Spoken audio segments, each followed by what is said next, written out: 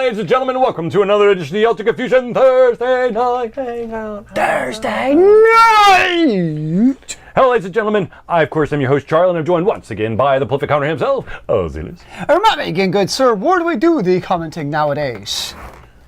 On Twitch, Twitter, Facebook, Discord, YouTube. Yes. All of those above. So many places. Oh my God. How are you doing, sir? Hey now. Oh, Hey. I survive. How is your post-Halloween hangover day going? I literally sat by a fire pit and handed out candy, so I'm doing fine. It's more that I finally officially 100%, I feel, have recovered from the 24-hour extra life at Game-a-thon. Now, does it take a longer time or a shorter time, or is it kind of about the same for your recovery? Gonna be honest with you, I have no idea. Since I've got so much other stuff, you know, life, family, work, all that stuff, I don't really kind of, you know. You don't keep like a daily journal of like, Really? today I feel like 87%. About 21% out of sorts today. I'm not sure if it's the medication or the lack of sleep. Or it's probably a combination of all four. Or the lack of caffeine. Nom nom. Nom. So did the kids enjoy the Halloween candy that you all gave out? Yes. Yes, they did. Did you all dress up? I did not. Julie did not, but the children did. And then we had one of our fellow co-hosts, Jason, and his wife came over, and they were in costume. What were they in costume? They were Garth and Wayne from Wayne's World. Party on! Excellent! Very nice, very nice. I could see that.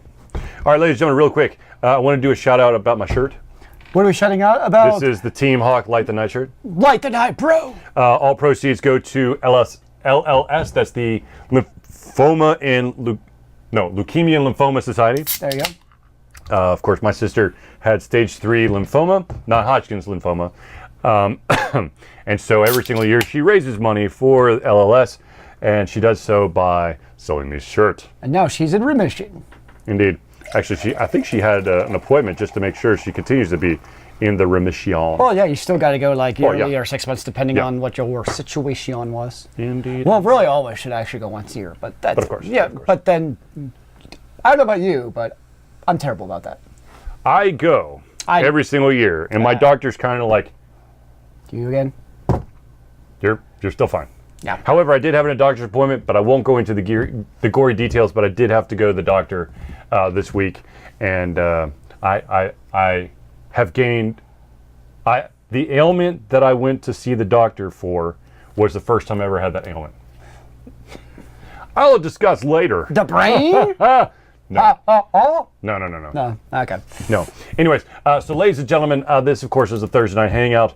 This is where you... A certain dysfunction? No. This show is all about you, the audience, giving us the topics to discuss, and then we try to the best of our ability, try to, you know, give you our opinion. Of course, what we're looking for is for you to join into the conversation and make sure that we stay on track, and also that we... Wait, I thought the goal is to get us off track about other topics. Well, that too. That's how I like to roll. If your mission in life is to derail the conversation, then damn it, this is the show for you. There you because, as you know, if you've been to this show previously, I can go off some wackadoodle crazy tangents. I do want to point out that to my left, your right on the screen, I'm pretty sure, there is the Extra Life ticker. Like I said, I did do my Extra Life Game-a-thon this past weekend, but the ability to donate to it is still open. So all you got to do is, if you're watching this on twitch.tv/AlteredConfusion, in the panel below is the Extra Life logo. If you click on that, it goes straight to the donate page. Thanks to Chris Carter for pointing out that the link was broken at the beginning of my 24-hour Game-a-thon. I fixed that, and also that the the wide widget receiver is like watching your Twitch. That's impressive. No, not that wide receiver. Oh man, not that crybaby. Chris Carter, what you talking about, bro? He smashed you. Yeah, I'm sure he'll smash me, but man, did he bitch and moan about the fact he wasn't already in the Hall of Fame. Anyways, let's not talk about football right now, or maybe I don't know. But yeah, I've got the widget working, and the goal was 250, and we've blown past it. We're now at 460. So thank you so much to everyone who has donated. Of course, once you hit the $200 $200 milestone, you do get a shirt. So I once again have another Extra Life shirt. How many shirts do you actually own? You know, I don't know if I have all my Extra Life shirts. I don't know how many shirts I actually have, because I've been trying to wean them down a little bit because of the vast quantity of T-shirts I have from PAX and Altered Confusion and Insert Random Convention and blah blah blah blah blah. So, and of course Extra Life and just life. Yeah, life in general. So, anyways, so we have a couple topics that were submitted, and I'm going to try my best to try to cover them as I can. I have no doubt you can do right by people. All right, so the first topic is, to me personally, I find this as like justice served. So as many of you might remember, there was an individual who, okay, first of all, ladies and gentlemen, swatting is a bad thing. Swatting bad. Don't do it. Don't do it. Seriously. Mama said don't go swatting. I understand that sometimes you're playing against someone that pisses you off, but that does not mean that you swat them. As many of you might remember, there was a swatting event that happened last December, which ended with someone's death. Basically, the father of two, a 28-year-old father of two, was killed by Kansas police officers responding to a phony 911 call saying the man's house was the scene of a hostage situation. Thankfully, they found an individual that was 25 years old, was arrested for allegedly making the call in the days after the event. It apparently wasn't the first time that he used, huh? I think he took the gaming a little bit too seriously. What do you think? Yes. So the interesting thing is, and this is why this topic has come up, is that he now faces 46 new charges. That's a lot. So basically, you know the expression, they're going to throw the book at him? He got the, tome thrown at him. Dude, he got, the entire Encyclopedia Britannica thrown at his head. That's pulling it out of the library, man. Bring it all out.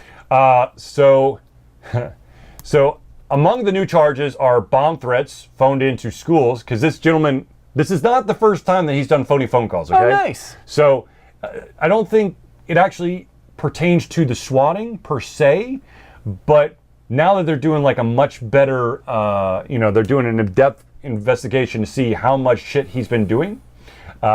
Here's a new list of stuff that he's done. He's done phoned in bomb threats to schools in 5 different states. Ooh, FBI. Cross-state thingies. Yeah, exactly. Let's see here. He also was accused. Oh my God.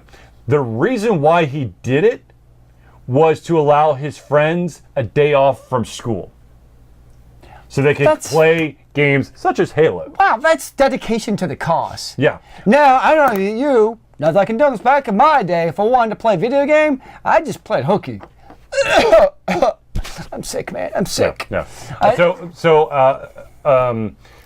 He's also, there's also additional bomb threats. He did bank fraud, violated protection order, and he's also swatted a bajillion people, because this is the individual who literally was, I don't know, it's I guess the dark web Craigslist. Oh gosh. He's like, hey, for a certain amount of money, I will help you swat someone that you're pissed off about. Oh, he's just doing his due diligence as a citizen of the dark web. Mm-hmm. See? So, I mean, this guy, look. He deserves to have the book thrown at him for doing that. Okay, I mean, bomb threats are no joke, especially at a school. Especially in this day and age, it's definitely not cool. No bueno. Bank fraud, Okay, that's white collar. That's white collar. Bomb threats, totally different level. Bank fraud, probably still not a good thing. not a good thing, but not fraud. to the degree of trying to scare the shit out of people or swatting individuals. That's where violence can potentially occur, and that to me, especially as a father of two, and also working at a public university, that shit scares the shit out of me. Well, that sounds redundant. No? There you go. Alliteration for the win of the same word. Makes alliteration much easier. Whee! So anyways, if you have a dispute about someone who's playing the game, turn the power off. Turn the power off, play a different game. Walk outside. Or just suck it up, get through the match, and then re-queue. Well, and my assumption here is somebody who has those kind of, I'm going to go on a limb here and say anger issues, probably not the most stable person to start with. No. Like if he's taken it to that level of anger that he's swatting people, then he's probably got a whole host of other things going on. Or he's just a sadistic bastard. Well, let's say, but also part of it, and this is just kind of an issue with, culture in general, is it's the disconnect, right? Where we have screens separating things. Anonymity. So the anonymity, where to him, it's very possible that when he was swatting people, he thought it was funny. Yeah. I'm gonna guess when he swatted this guy, he didn't think anybody was gonna get hurt. He obviously wanted to be a pain in the ass. Yes, right. Obviously, that's a given. But I doubt that he thought it was going to escalate to this level. And part of that is the separation of the screen. We don't have that actual human action where people are going to do things, stupid things like this that you should not do, because it seems like there's no consequence for your actions because it's so far removed. And that scares me to death. Because I go up, if I'm playing a video game in real life and I punch you in the face, okay, that's pretty cut and dry assault right there. Right. I swat you from 4 states over, who cares? It's in another state. So there's definitely that distance part. Well, the thing that scares me is that because of that disconnect, their actions, they don't tie to repercussions. And a lot of it is, we grew up and it was very much a consequence to your action. You got in a fight at school, you were sent home immediately and you were grounded. You got caught cheating at school, you were immediately grounded at home. All these things were very immediate actions. We didn't have these things kind of like this that would realize like months later was something really stupid you should not have done. It was a very immediate, and I think it was also in a way a lot easier for the parents to kind of know what's going on and be able to discipline you because it was so immediate. I mean, obviously you could still get away with stuff, but it was just right there. It was also local to you. So you could also put a face to who these damages were being caused to. Whereas caused by. Yes, caused by too, yes. Where now it's just some random internet person. Yeah. The trace is not there. So it's definitely a different generation and we're all dealing with it. Yes. Let's go a little bit happier here. We've got 3 topics here that kind of deal around movies or TV shows. Okay. So one of them, I'm gonna be honest with you. I've only played one Monster Hunter game, but apparently there is a Monster Hunter movie that has the green light for a live adaptation. Is there a story to Monster Hunter other than go kill monsters? So basically, from my understanding, there's going to be 2 protagonists from different worlds battling big beasties in order to survive.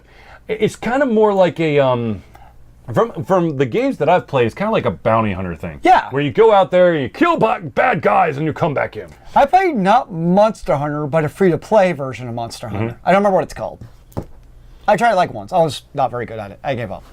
So, I mean, the thing is, Monster Hunter is a humongous success for Capcom, the publisher behind it. So it's a very well-known entity. And the question is, with this person behind, I believe he's doing, let's see here, writer and director behind the Resident Evil film series. Paul W.S. Anderson. I like his stuff. I love Resident Evil. So potentially, stuff. I mean, He did a good job for Resident Evil. He did very. I think I enjoyed them. One or two more films than there should have been. I would agree, but at the same time, he was pretty good at trying to incorporate actual, like, you know, mechanics and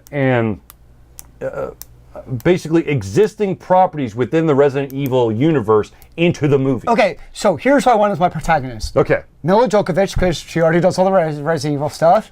And as the dude, because you know it's got to be the male-female combination, The Rock. I thought you were going to go Jason Statham. But, what was it? The Rock. No. What was that movie that probably ruined Jason Statham for you? It was based on the game. Oh, gosh, The Name of the King. Yeah, that's it. Wow, That's the one. yes. Yeah. That was the other video game guy, the one who makes terrible movies, Uwe Boll. U-Boll. Not Whatever. Uwe, but U-Boll. He's Uwe, man. Uwe. Whose name's never changed. So I like the sound. I mean, here's my other question, right? Mm-hmm. Now, I think it's a pretty good track record for is what's like the plot to action ratio?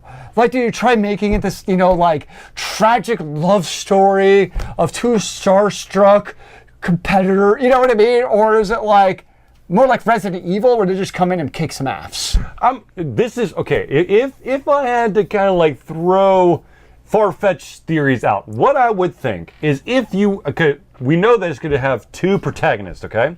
And if you're going to go the male and a female route, so you got one of each, I think that they are competitors. Yes. That are trying to get, I'm going to say that there's like some kind of like golden prize or like a white whale type deal where they're trying to, you know, one up each other. I don't know if there's probably going to be some love or maybe some sexual tension. What always happens, though, is you're right. There's always that white whale. By the end, it turns out that like whoever was sponsoring this event was like some big evil conglomerate. Yep. So now it turns out like, oh my gosh, we have to band together to stop this big bad evil something or another because by golly, we can't do it on our own. Umbrella Corp. We need to rely on each other. That's damn it! We figured it out already. But yeah, I'm very interested to see it. Apparently, he had actually written a script for a Monster Hunter film back in 2016. So there is no current time frame for when the movie will be shot or released. But it looks like at least he might have. I mean, he's already been brainstorming for 2 years. Cool. And now, of course, he's officially. Paul W.S. Anderson is officially locked in for the Monster Hunter movie. Interesting. And he's, like I said, he's somebody who I kind of at least trust to make a video game adaptation. Who's done it in the past, done a pretty good job. You know, you could pick worse, as we've already discussed at Terrible Toys. Okay, so this one is more of a, I don't know if it's actually going to happen. It's a rumor. There is a rumor that a Legend of Zelda TV show may be in the works. Oh. An individual by the name of Adi Shankar. Sure. No I'm idea. trying to remember what Adi Shankar has done. Oh, yep. He's the executive producer and showrunner for the Castlevania Netflix original series. Which I've not actually watched, but I heard was good. And he's also, what was the movies? I know he's done some movies too. Wait, Let's see there here. we go. Dredd? Wait, Dredd! Not the one with yeah. No, the good one. Yeah. What's the guy's name? Oh gosh. Carl Urban? Is Yes. that right? Yeah. Well, there's been talks sometimes of actually doing a TV series of Dredd. No, he didn't. Oh, dude, he was the producer for the Dirty Laundry short for The Punisher. If you have not seen that, that's fucking amazing. So he's done some cool stuff. Yes, he has. But I like it because it's like these are like kind of these dark and gritty things, you know, not like super shiny and. He did the short for the Power Ranger short too. So this sounds like this dude's got some stuff. So the thing he does well, like in Dredd, for instance, right? Yeah. It was super it got that mix just right of gritty action sequences, but at the same time actually still having a good story, which is hard to do because we've seen a lot of filmmakers epically fail at that.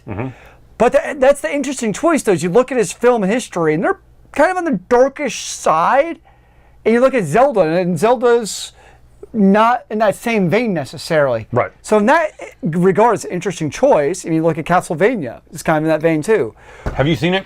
I have not, but I've seen the previews. I'm not gonna, so don't tell me what happened. I need to watch it. I know. Okay, so real quick, on a side note, without giving any spoilers away about Castlevania. Yes. Season 1, pardon my language, is a fucking cock tease. Okay? It's 4 episodes long, and then when you're done, you're like, wait, that was it? What the fuck? Now, isn't season 2 out? Yeah, season 2 is out. How is it? Much better. However, without giving anything away, I will tell you this. The pacing is weird as fuck. I think there's like additional, I can't remember, I think it's like 8 or 10 episodes. And depending on the episode, you're like, you kind of, I mean, Castlevania, when you think Castlevania, you think action, adventure. There are some episodes where there's little to nothing of that. There's like, like all this like weird, background shit going on. You're just like, what? You've watched, have you watched the Fate series? Yes. The Fate series do the same thing. Yes. You know, it's like this super crazy action sequence, and they do the cock tease thing, where like the end of it is like, Saber and Archer about to battle. And you're like, dude, it's 4:30 a.m. I don't care. Watch the next damn episode. And you start watching the next episode, and it's a flashback to when they're kids, and you're like, no! Yeah, those filler episodes. And it's like, how many filler episodes is it? But the thing is, with Castlevania, it's not really a filler episode. I mean, it is, but at the same time, it is advancing the storyline. Sure. It's just void of the action. It's just kind of giving you a better understanding. I mean, there's a lot of anime out there that when filler episodes, it's like, hey, this is one-off episode where, oh, by the way, shit happened back then. I mean, the timeline is continued. Now, I will say one of my favorite episodes ever of Fate is when the guy with the chariot and the guy, what's his name? The guy who could summon like 10,000 swords at once and like throw them at you. And basically they had like, the entire episode is just them having a discussion over basically what does it mean to be powerful. Yes. Oh, that is it. They were sitting in like the and they just had like they just had the wine and they're just drinking, and basically they called out Saber for being such a wuss about it because she wouldn't take the mantle of power. And basically both of them were like, we may win, we may lose, but at least we have enough confidence to take that mantle and shove it up your ass. Whereas Saber's all like, oh, I don't know. And there was absolutely zero action, but it was such a phenomenal episode. But you got something out of it. Yes. And to be honest with you, not all those slow episodes of Castlevania do you feel like, oh dear God, what the fuck are they doing? I mean, there is some value to them. It's just weird. It's not like sometimes you can kind of predict, okay, they're gonna slow down a little bit. This is just like, they slap you upside the face going, ha ha, you thought you're doing something awesome. But anyway, I will say there, spoiler alert, there will be a season 3 for Castlevania. Obviously, there's gotta be. I mean, Jesus almighty, cliffhanger. Well, there's not a next season of the Iron Fist or Dude, Luke Cage. Okay, I will be totally honest with you. I could not make it through season 1 of Iron Fist because if you fucking told me that you're the Iron Fist one more time, I was gonna Iron Fist you in the face. Now, I've heard season 2 is. I had no desire to watch Iron Fist. I couldn't do it. But I couldn't even get through the first season. I heard season 2 was much better. Well, I'm gonna be honest. The last of that stuff I've watched was the Defenders. Yes, that's the last of the Marvel stuff I watched on Netflix. I don't know. Anyways, so I mean, I have not seen the Luke Cage I haven't series. either. I mean, he was one of those. He was. I watched the Jessica Jones, Yeah. and he played a hell of a role there. Yes. To me, I don't know. Like I said, I haven't seen it, so for me, it was kind of my interpretation was it's kind of like a background filler. It wasn't going to be Luke Cage on his own because Luke Cage was kind of attached to Jessica Jones for me. And that's exactly how I felt. Like that's the same reason I never watched him. Is because like I said, he was really great in her show, but as like a standalone character, I'm just kind of like, he doesn't draw my peak. Same thing with Iron Fist. When I saw the previews for Iron Fist, I'm like, One Punch Man? Okay, this is great. All right, so to go back on the Zelda thing. Ah, yes. There was a very poorly done Zelda animated series way back in the day, back in the 80s, that a lot of people had issues with. And of course, if you've played Zelda, you've noticed that it's kind of the exact same fucking story every single time, but they throw different twists at you. You are an individual named Link who's going to rescue Princess Zelda. And in doing so, or in order to do that, you have to collect the pieces of the Triforce. That much is, and you're going to end up using a thing called the Master Sword.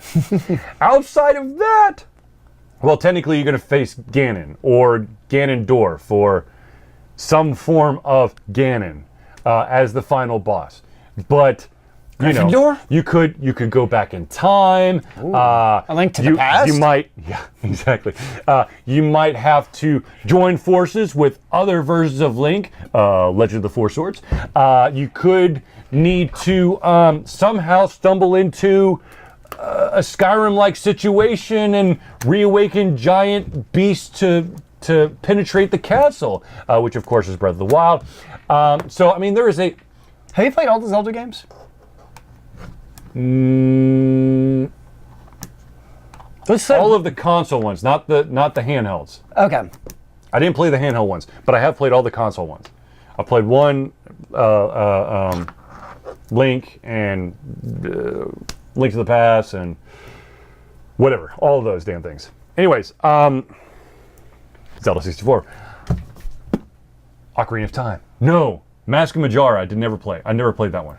Ooh, was that in 64? I think so. Anyways, I played Wind Waker. I feel like, because you had, what was the first one? The one before that, on N64. That was the Ocarina of Time. I feel like that one was extremely popular. I already played it, but then Mask of Majora came out, and that was just kind of like, Well, the thing with Mask of Majora, from my understanding, was it was kind of like shit because you only had certain, you were time limited. And they kind of reset the clock, which to me is like, no, don't do that. I like having my unlimited time in these games. Yeah. But it could be cool. Yeah, but I mentioned Breath of the Wild, and the reason why Breath of the Wild holds a special place in my heart. Ooh. Not because I like the game, but because it was the one time I fell for an April Fool's prank so bad. What was that? I actually went into a game store. Oh dear. And I was like, hey, I want to pre-register for the remastered Breath of the Wild? Wind Waker. Oh. And the guy goes, the fuck are you talking about? I said, Nintendo announced that they're gonna re-release Wind Waker, but instead of doing the cell shaded graphics, they're gonna do like more realistic stuff. The guy's like, I have no fucking clue what you're talking about. So I'm like, dude, it's in the magazine. And when I looked at went home, looked at the magazine, and the release date was April 1st. And I'm like, you son of a bitch! That's pretty awesome. I know. So that's why it holds a special place in my heart. Because, Twilight Princess is another one. I had the pre-order for Twilight Princess on the GameCube, but because it took so fucking long, the Wii came out. And so my pre-order was just kind of like, bleh. Because they released the Wii version and then went back and released the GameCube version months later. I'm confused. So, yeah, you should be confused. Way to go! So anyways, like I said, it's all a rumor. We don't know if he's going to actually be working on a Zelda title. He's basically just said that he's working on another famous Japanese gaming property. And a lot of Final Fantasy. Ooh. I don't know. No, I think that Square Enix would do that in-house. I don't think they would allow some outsider to do that. But anyways, from my understanding, everyone will know November 16th. Because he will be able to officially tell you what new series he's going to be working on. The NDA is up. Dun, dun, dun.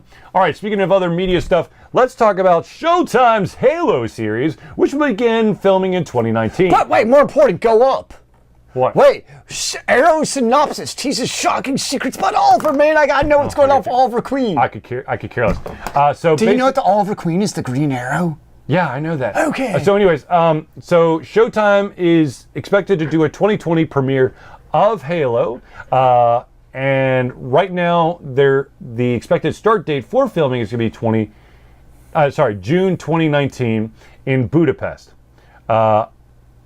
Sure, I'm not exact. I mean, with a sci-fi first-person space shooter, I guess you could really do anywhere. Yeah, you can pretty much film because anywhere. you could be like, I'm on this planet, or I'm on the Halo ring. And they have a giant green screen behind them anyways. Now, it has been confirmed that Master Chief will at least be one of the main characters in this show. Of course, there are several different characters. There are a lot. I mean, if you want to go to ODST, which is Orbital Drop Ship. Hold on, ODST. Orbital Drop. Oh my God, Shock Troopers. Sure. ODST, yeah. Orbital Drop Shock Troopers. Then there's a much wider list of characters. However, a lot of hardcore Halo fans hate that game. I mean, hate it with a passion. I think this could be really cool, though. It could. Like, if done right, and I like that it's on Showtime and not like CBS. Well, I mean, we're going to do a procedural about space travel.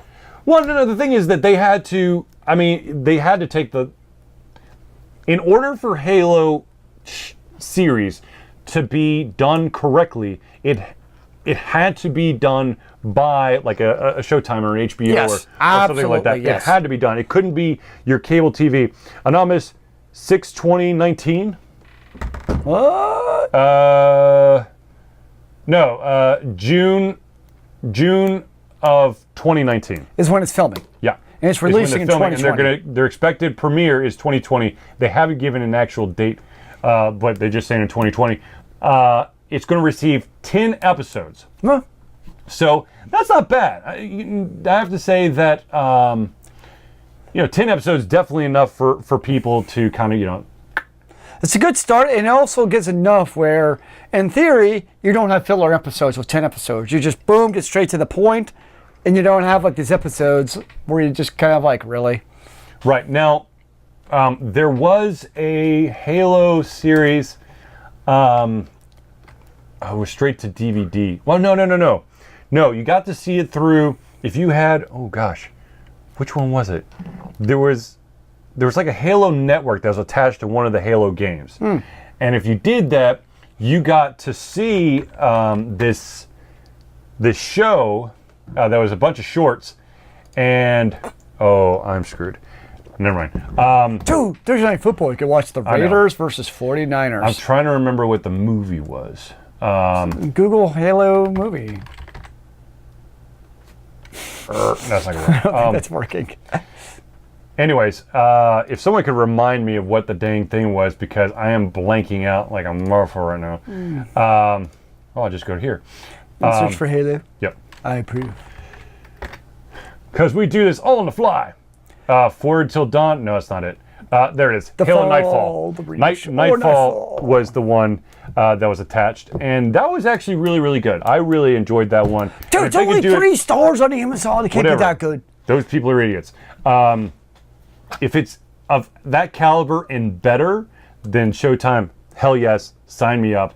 However, I don't have cable, so someone find me a way that I will pay to see it, but... You can add it on to whatever source you have, probably. Taking place in the future as humanity fights for survival against the United Extraterrestrial Army known as the Covenant, Halo follows an elite soldier who encounters mysterious ancient structures that each hold their own deadly destructive secrets, threatening all sentient life in the universe. This sentient life is almost always going to kill all of us. It's terrible. Of course.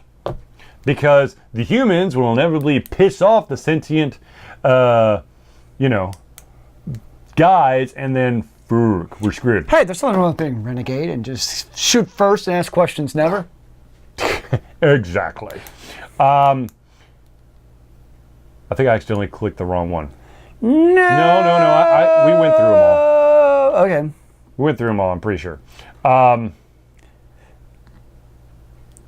So, what games did you play for Extra Life, yo? So Extra Life, I played a series of games. The one that I spent the most time on was Pyre, which of course is the latest, I guess, the last title for Supergiant Games. I have to say this was my least favorite of all of them. Really? Yeah, because there was too much emphasis on like a game mechanic. It's like rinse and repeat, very repetitive.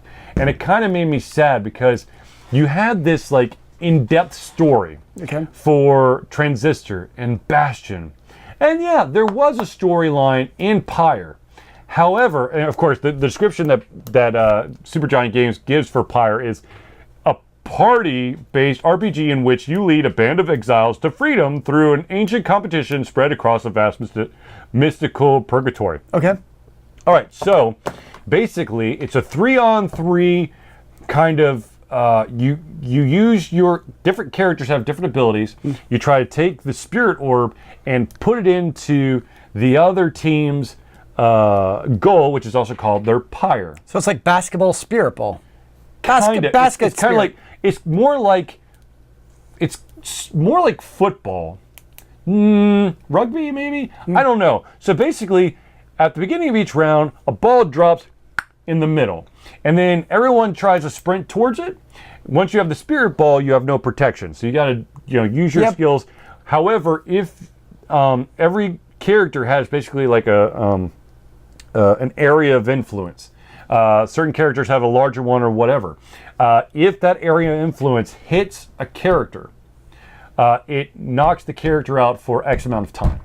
So basically, also, if your character runs into the opponent's pyre, that character is gone for the next round. So then it'll be 3 against 2. However, if you were to be ever so slightly skilled, if you threw the spirit ball into the pyre, which is possible, you retain all your characters.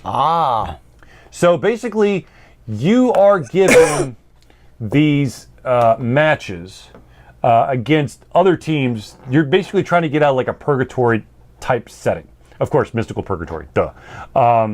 And if you win enough and you win basically the championship game, one of your characters gets to ascend back to the real world.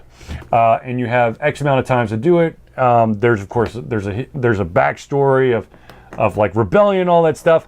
But is it a never-ending game? Like characters just keep on? No. Okay. There is a finite amount of times that this tournament will happen, and then it ends. My issue, though, is that there's not a lot of variety with your opponents. So you kind of learn. I mean, as you go, your characters like evolve, and so do your opponents. But if you've got that winning combination, you're going to crush everybody. The CPU's not. I think I don't remember exactly how many matches I played. I'll just say, I don't know, 24. Okay. I don't know if that's high or low, but anyways, 20. Let's just say I did 24. I lost once. Oh wow. Because I had the right characters to do this stuff. Did you beat the game? Yeah, I beat it. So do all of your characters get ascended in the end? No. Oh. No. 2 of them plus yourself, because you are actually an outside character who's influent. You're basically like the manager. Okay. So you and 2 other characters are going to be stuck in purgatory. The rest of them are going to ascend into this thing, and weird shit will happen. Hopefully, if you did it right. So you put all this work in, you don't even get to ascend? That's kind of terrible. Yeah. But anyways, the thing is, there's so much emphasis on that gaming mechanic. And yeah, there's some RPG elements because as you play, you gain experience, or what they call enlightenment. Yep. But once you hit a certain point, you can no longer gain enlightenment because you've maxed out. And I basically maxed out my main characters, and I would let like one person ascend. And the other thing is that in order for a character, you can't just put like a try to keep your team together by throwing some character you're never going to use and say, yeah, you ascend. They have to do enough in order to be eligible. Oh, yeah. To try to stop that. But at the same time, once you figured out the strategy, you'll crush everybody. And it's... Was there a difficulty level you could have like changed to make it I could have, but I was kind of just cruising, and I didn't want to screw with it. I was just curious, yeah. But I don't know. Like the music, don't get me wrong. They knocked it out of the park yet again. I mean, phenomenal. But the game was less than spectacular. Because with Transistor, there's this, your character's truly evolving. And you have a lot of options as to what type of attacks you're going to do, all that stuff. And of course, Bastion, you have different weapons that you get to upgrade. You get different areas, different enemies. But in Pyre, you're going to see, there's basically, I think, 6 or 7 different types of characters. And certain teams will have like 3 of one, or maybe, some weird, some different combination. But, the variety wasn't there. Sounds like there's not a lot of replayability, because once you beat it, you've played so many games already. The exact same thing. Yeah. Yeah, there's different, like, play fields, so the field's not always exactly the same. But even if, like, for instance, playing Transistor again, well, you can even try, like, a different build for your, for red, versus your first time. In each of those battles, you're only doing ones instead of... Oh, yeah, I could see that getting repetitive. It gets very repetitive, and unfortunately, it suffers as a result. And I will write up a review of it in the near future. Another game I played was Hand of Fate 2. Oh. Of course, that's the follow-up to Hand of Fate. Imagine that! Surprise! I wanted a developer to come out. I'm going to come out with Basilica 4. And it's like their first one. Yeah. Anyways, so it's so good. We've already Hand of Fate 2 is basically exactly like Hand of Fate 1. You are basically trying to defeat a boss in every single level, and you're one of the limitations that you're going to run into is that you're going to have a base. You're going to have HP that's going to basically stay throughout the entire thing. If you take damage, that damage is going to be retained until you get a health potion or something like that. You also have to keep an eye on your food. Imagine if the map was laid out in cards. So it's like a grid type map, okay? But it's more like the cards lead a path. Every single time you move from one to another, it takes one food. So you got to keep an eye on the food component, as well as certain cards, because all the cards are face down. They'll flip it over and it'll tell you what an event that happens, or if you're going to get attacked, or if you ran into a merchant that you could buy stuff. So I got like 3 or 4 levels into it, and then just kept getting my ass whooped because I'm a little impatient. Because what happens is when you go, so you got turn-based actions, kind of like on the overworld, and then when you do a battle, it's real time. Okay. And so you've got to parry at the right time, and all that stuff. And I sometimes get lost in I must try to strike you really, really fast. And that's where I suck, like, not Monster Hunter, but whatever its like free-to-play version is. That's why I was really terrible of it. Because I just want to go in there and just basically do Diablo style, right? Just button mash, I will kill you in the face. But the interesting thing about in a lot of those games, it doesn't work like the Monster Hunter type games. So Hand of Fate 2, one of the interesting thing is depending on what weapon you have equipped, if you have X amount of successful blows without taking any damage, you can unleash a special attack. Ooh. So some are absolutely devastating. Others, it just kind of like stuns your enemy.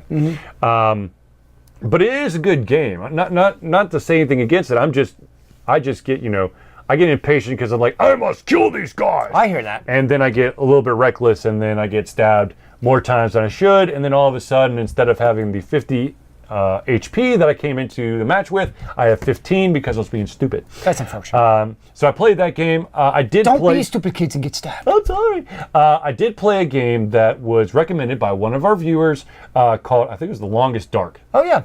And I will tell you this. It took me 20 minutes to find out that's not the game for me. Why isn't it the game for you, sir? Okay, I'm all about, like, survival, limited resources. I'll play those games, Okay. right? Like, you only have a certain amount of ammo, but if you are requiring me to take care of my body temperature, hydration, hunger. So it's like real life. Yes. And so I was like, okay, I will give this a try. I started walking around like, oh, I'm starting to freeze. I need to make a fire. I'm like, okay. I successfully made a fire. It's like, oh man, I'm so thirsty. I'm like, all right, cool. We're in a snowy area. I'll just scoop up some snow.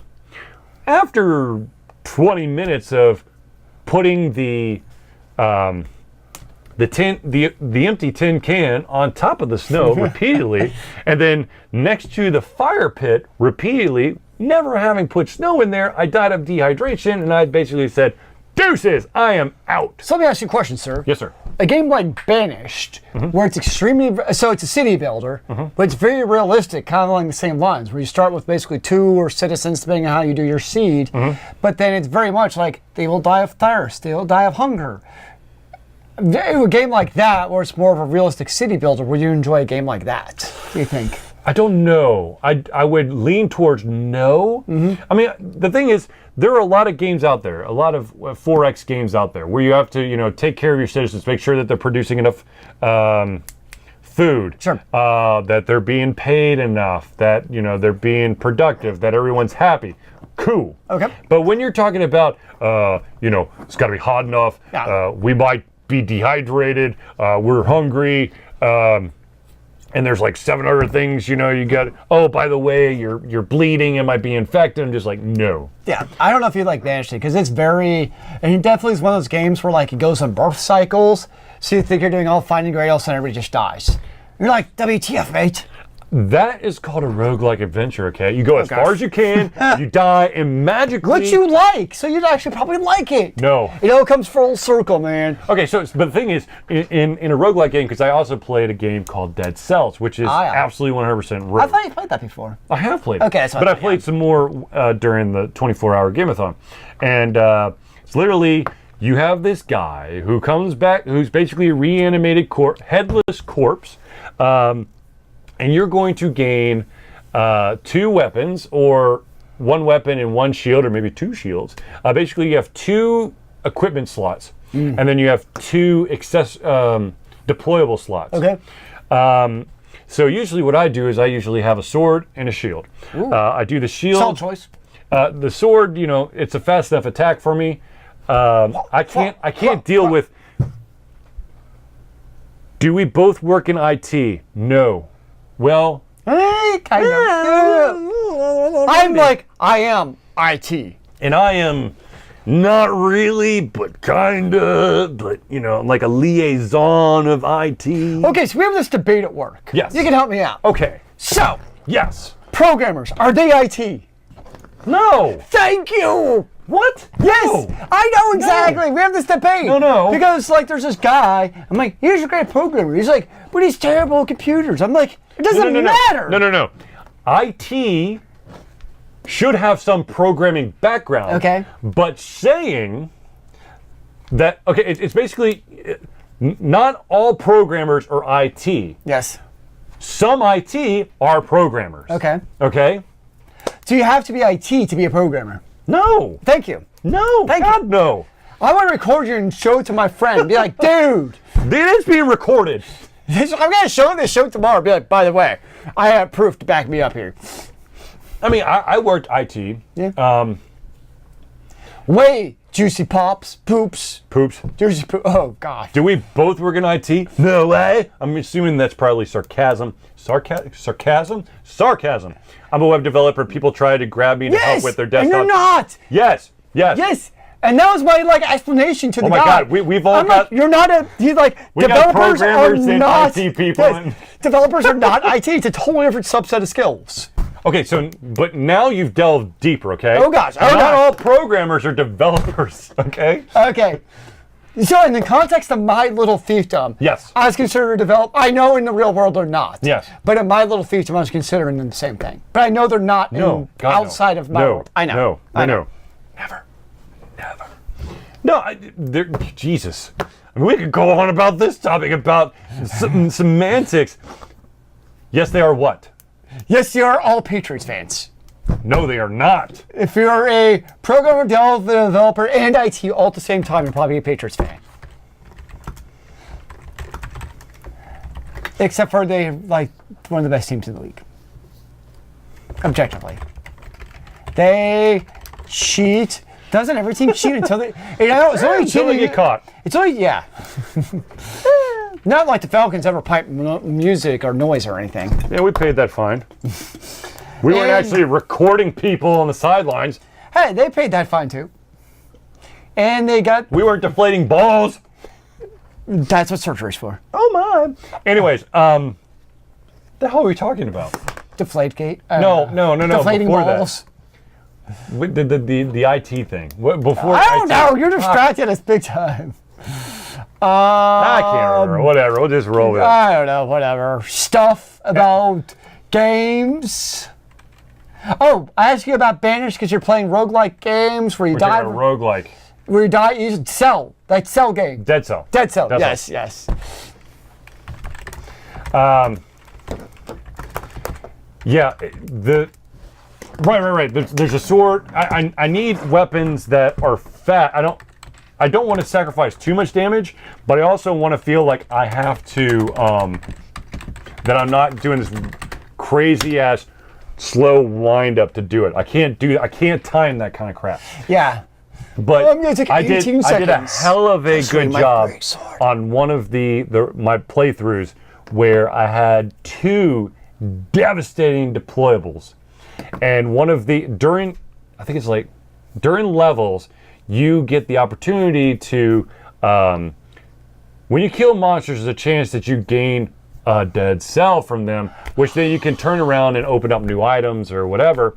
And also, during the first couple levels, you can also gain a mutation. It could be anything. Could give you a chance to cheat death once. Could it be worse? Maybe, could it be like a bad mutation? Like No. cancer? It's always going to be good. No. It's always going to be good. You could basically cheat death once, or gain health from every monster you kill, or gain health for every successful parry, all that stuff. So what I had was you gain health for every successful kill. And which so is always great. So literally, the one thing about deployables is that you have to be within a certain distance. Otherwise, the deployables don't have enough charge. So they have a range of influence. Exactly. So basically, what I was doing was I was jumping up and throwing my deployables out, and then standing, because it's a Metroidvania type of thing, right? So I'm basically standing on the platform below where the action is. Nice. So these deployables are literally riddling these guys with arrows. That's awesome. And then I'm gaining the health off of it. But it finally caught up to me when I was basically ambushed and I couldn't get out of it. Oh. Basically, they had the enemies had the ability to teleport to where I was. That's not very cool. No, it was not. But anyways, Do the stabby then. Dead Cell's a good game. But the thing is, you want to talk about rinse and repeat and grind. That's a game. What's up, Ekafatum? Hey, see Fatum. Real quick, question for you. Will cryptocurrency ever do a rebound, or is it completely kaputsies? It's going to recover, but it's not going to be the same. It could get to the same level someday, but it's not going to be like the Bitcoin of a couple of years ago where it skyrocketed instantaneously. Because there is some push to using cryptocurrency for actual useful cases, such as verifying identities and signatures and stuff like that, because you can create those unique hashes from a actual Bitcoin. Right. That's virtually impossible to hack or mimic or duplicate. Mm-hmm. So there are some applicable uses towards Bitcoin beyond being this weird. The idea that cryptocurrency is actually worth something still boggles my mind. Like, I know technically nothing is worth anything until someone puts a value to it. It's like those famous, like, dude, that's why I'm going back to the gold standards. No. I'm talking about like the crazy ass paintings where someone literally just put like a red dot on it. It's like, this is about my transition through my life, and it's $1 million painting. Okay, yes, if we're going to be like totally like capitalistic 100%, yes, you're right. Nothing is worth anything. We live in the U.S. Unless somebody's willing to pay you for that. Exactly. But it's worth what people are willing to pay for. Okay, a dollar bill is worth something because I understand I can get goods from that. Like, we all kind of understand. But next year, what you could buy this year with the dollar is not going to be the same. Okay, inflation's real. We get that. And there used to be, you know, the gold standard behind it. But cryptocurrency is like this whole different thing that's like, why is it worth money? Because someone put a value to it. It's just so weird to me that it's worth anything. Sorry. On a completely random well, it's not actually random because we were talking about cryptocurrency. There is a store, I believe it's a vape shop near Georgia Tech's campus that accepts Bitcoin. Can I like take it out of my pocket and like give you here's my Bitcoin. 1 Bitcoin, sir.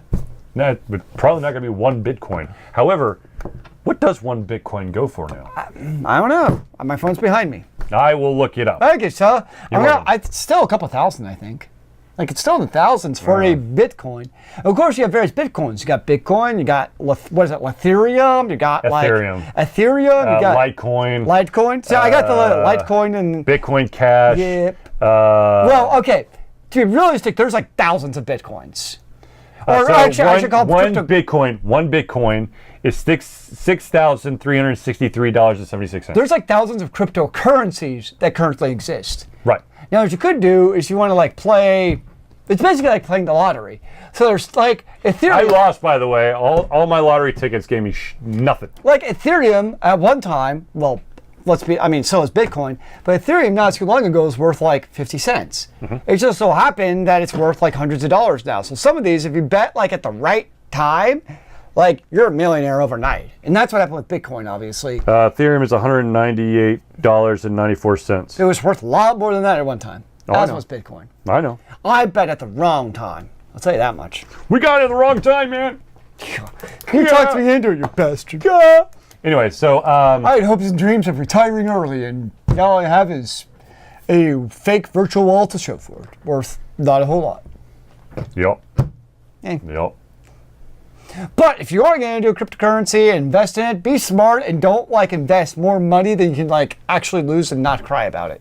It's basically the same approach to gambling. It is. It's like put forth as much money as you feel comfortable with, because chances are you're not going to get that money back. Assume assume it's going to go nowhere.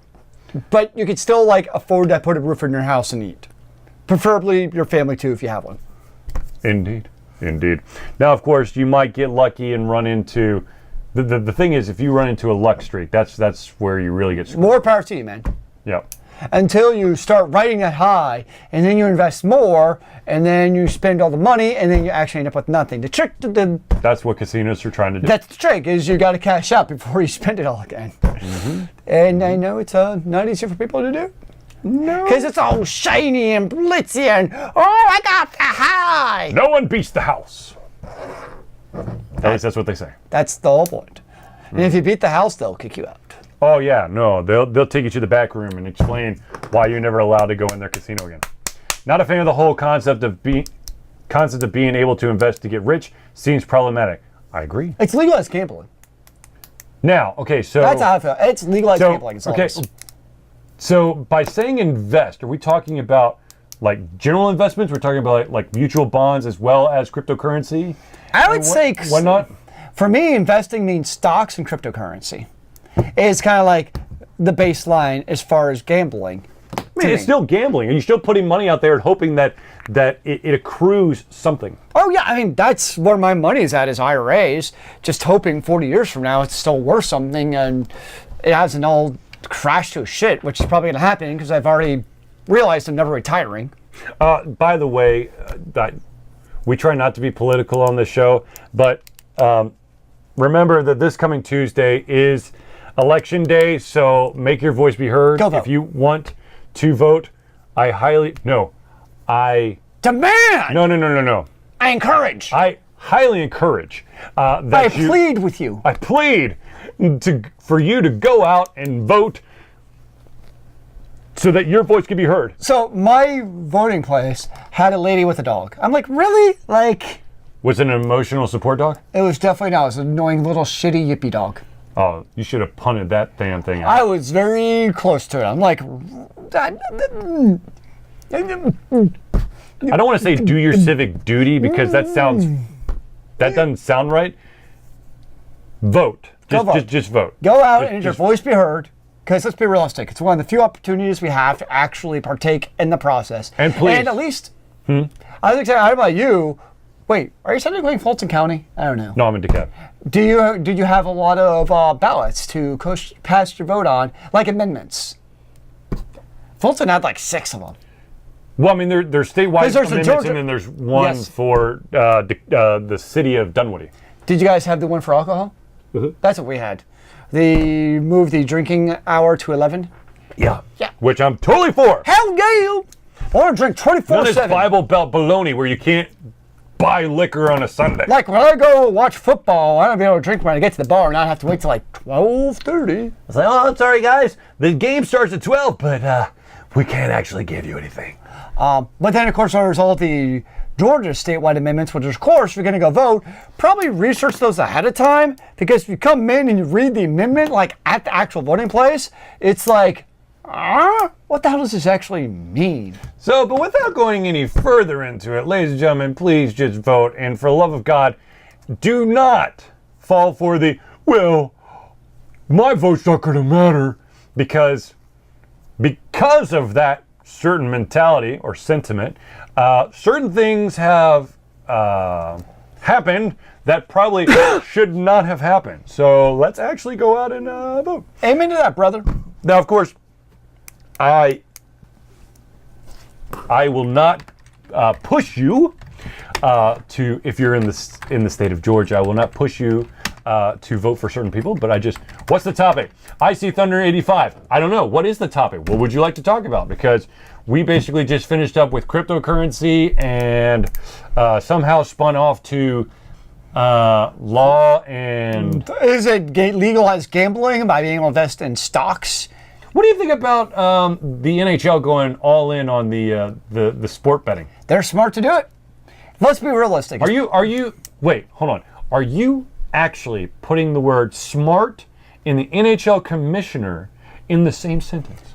It's kind of frightening. Because We only vote on Sundays and twice a month at that? Huh? Where are you from? I don't get it. I don't know. I don't get it. I'm sure he'll tell us what it means. I'll be like, oh, duh. But Duh. I don't get it right now. Yeah. They're smart to do it because the other leagues are going to do it too. Well, NFL's basically. It's coming there. So the NHL, for once, in the last, basically since Gary Bettman took office, they're doing something How's he smart. still in office? My guess is he has dick pics on people. Oh! That's what they're thinking. Like, he's got something on somebody because either that or he kind of takes the approach of he takes all the blowback and hate for all of the NHL owners. It's very possible. And as long as, NHL isn't growing though, so that's part of the issue. At least like the NFL, you can only say they're huge and everybody's making millions and billions of dollars. Well, I mean, also look at the kind of like up and coming league, which is the MLS, Major League Soccer. True that. That is starting to grow. Oh, it is. Yeah. It's. Especially in Atlanta. Oh, it's. I would not be shocked if/when the Yeah. MLS in America surpasses NHL. I would not be surprised. It's going to happen. Yeah. It is. I see it happening, especially because you're having the success, and it's in this case it's a positive feedback loop. So where MLS is making more money, it means big investors, big cities, etc. They're going to invest more money. So in this case, it's just, and you're just going to continue getting more money, which means you're going to get more big stars from Europe. And there's going to come a point in time eventually where, let's just take for instance Wayne Rooney. Instead of getting Wayne Rooney when he can dominate the MLS at 35, you're going to get a Wayne Rooney at 25 when he's in his prime. True. And that's eventually going to happen. But let's also talk about another thing, another league that apparently, well, it's not apparent, but it is. The XFL? No, not the XFL. That shit's still coming, right? It's like, which is ironic because it's actually coming a year after the other fake football Stream is a league. lot of lag. Not sure what the problem is. 1080 might be too much for a mountain town to handle. I'm sorry. Like lag between like our voice and syncing up with the mics, or like lag between when it shows up on Twitch probably with the chat. Because we're not really dropping a lot of frames. We're going to 30 frames a second. But if you want to talk about an upcoming league, of course, we have to add to the conversation, even though it's only going to do its second season. That is the Pro Overwatch League. Oh, very true. Which, of course, the buy-in, in my mind, astronomical. To some of these people, probably a drop in a bucket. For the inaugural season, all the teams was $20 million. What's it up to now for Atlanta? 35. I think Atlanta threw 35 in, or 36, something like that. But that's millions of dollars. Millions! For a team that, yes, it's going to be location of Atlanta. However, all of the matches happen in LA. In a pedophiles arena that sits like 350 people. But the cinematography from the live view is awesome. No, damn it, no. For those of you who are interested, the championship for Smite and Paladins is happening soon at DreamHack Atlanta, which makes no sense because the seasons end in December. However, the championship's going to have, so I guess they're going to be rearranging it if they're going to go forward with this. I still don't like the fact that Hi-Res Expo is joining DreamHack. When is DreamHack? Ish. November 17th, I think. It's like the week before Thanksgiving. Yeah, I think so. Okay. Still, don't like it. Don't like it. I've had quite a few conversations with people, and the vast majority of them agree with me because it does feel like a step backwards. It dilutes the product. Huh? It dilutes the product. Exactly. Yeah, absolutely. Exactly. And the thing is, but to talk about the Pro Overwatch League, the one thing that I can extrapolate from the Hi-Res Expo is that if there is a shit ton of fans for a specific esport, they will come to a location. And to be honest with you, I don't understand why Atlanta doesn't push to have a couple weekends of the Overwatch Pro League at the Cobb Energy Center. Because people would easily come to that. It's just Blizzard doing it their way. I just don't like it. I just don't like it. I can tell. I don't. I do want to do one more shout out, ladies and gentlemen. Of course, we participate in Extra Life. This is our 7th year of doing it. We did already do our 24-hour game-a-thon. Now it's this past weekend. But the ability to donate to our Extra Life campaign, or anyone's Extra Life campaign, because the actual Extra Life event, the official one, is happening this Saturday. It is available. All you got to do is go to extra-life.org. If you're looking for our team, it is Altered Confusion. If you have a friend, you can, of course, you can donate to them. All the money goes to the children, and that's the important thing. It's for the children, or the kids, or whatever you want to call them. All the money that Altered Confusion raises is going to Children's Healthcare of Atlanta. There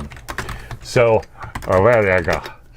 Trying to think there was something else I want to say.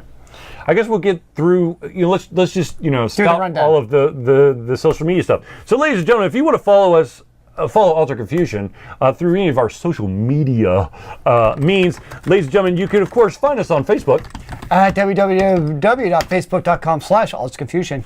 If you want to subscribe to our YouTube channel, go to youtube.com/AlteredConfusionLLC. If you're not watching this live, you're watching a recording, and you want to catch any of our live streams or shows, all you got to do is go to twitch.tv/AlteredConfusion, one word. And of course, I know that many people don't actually type out the full URL for our home-based website, which of course, that's where we started, www.alteredconfusion.com. You, of course, go to Google and type in Altered Confusion, and all the goodies will be there. We have strived so hard to put us as the first searchable item if you type in Altered Confusion. No longer is it some kind of mental disorder. Are we a mental disorder, though? Yes, but not the kind that usually came up. More like a gaming disorder. Indeed. Well, we tried to alter your gaming confusion. There you go. So, ladies and gentlemen, of course, the big one, the big one to follow us on, because it's basically the grandfather of all our social media. All you got to do is follow us on Twitter. At www.twitter.com/AlteredConfusion, but there's no N, dude. Because the N would break the internet. Oh no. Oh no! And of course, ladies and gentlemen, we do have a Patreon. Patreon, of course, is a website/service that allows you, the fans, the patrons, to donate or pledge a certain amount of money per month, and it's of course per month. All that money goes to Altered Confusion. It helps us with the upkeep of our equipment. Also allows us to go to conventions and whatnot. I know that we only have one pledge setting, I believe, which is just like $1 and up. I am working on trying to put some other incentives out there. I can't Doc really and Steve? It's still a work in progress. Am I giving a spoiler alert? It's still a work in progress, exactly what we might be able to give, but let's just say that, any money that you can give us is amazing because it helps us go to conventions. The vast majority of the money that we've raised thus far for Altered Confusion will be going towards Chattacon, which of course will be happening at the end of January. I feel like there's one other thing I needed to say. Oh, of course, I know that it's not in the ticker banner below, but we do have an Instagram. All you gotta do is type in Altered Confusion, you can find us. I think that's all I got. That's all I got. My brain's spent. All right, so ladies and gentlemen, if at any point during the week you want to reach out to us to either give us a topic, a subject, or maybe you want to just have a conversation about something that you find interesting within the realm of nerddom and geekdom, all you got to do is hit us up on any of those social media means, and you can either have, if you don't want to have it on the show, we can do it that way. But if you want it added to the show so that we can have an open discussion, phenomenal. Hit us up. Also, if you want to join our Discord channel, I think if you're watching this live, just hit the !! Discord, and it should give you a link. If it doesn't, or if it gives you a link that's broken, all you got to do is just hit us up through any of those social media means. I will give you the link, and you can join the conversation, because that's probably where the most up-to-date information for subjects are being placed. All right, so ladies and gentlemen, I want to thank everyone for tuning into the Altered Confusion Thursday Night Hangout. I hope that you enjoyed this. I hope to see you back next Thursday. And of course, we do stream on Tuesdays and Sundays from 8 p.m. Eastern Standard Time to 11 p.m. Eastern Standard Time, and on occasion, sometimes outside of those windows. So please subscribe to the Twitch channel, and of course, turn on the notifications so that you don't miss out on any of the awesomeness, because Twitch by default turns off the notifications. Which is a good practice I like from websites, but we still want you to turn us on. Exactly. So turn it back on, because we're not going to be like on and off, on and off, on and off, because that's one of the problems, was that a lot of people were bouncing. Yeah. So we don't bounce. Have you noticed this yet? Have you noticed this yet? Have you noticed this yet? Have you noticed this yet? So anyways, ladies and gentlemen, thank you for tuning in to the Altered Confusion Thursday Night Hangout. For myself, Charlie, and Zealeus, it's been a pleasure giving you everything on our heads, our mouths, and of course, our hearts. Will be back next Thursday for another Altered Confusion Thursday Night Hangout. But until then, remember, kids, keep on gaming in the free world. amen to that, brother. Hail!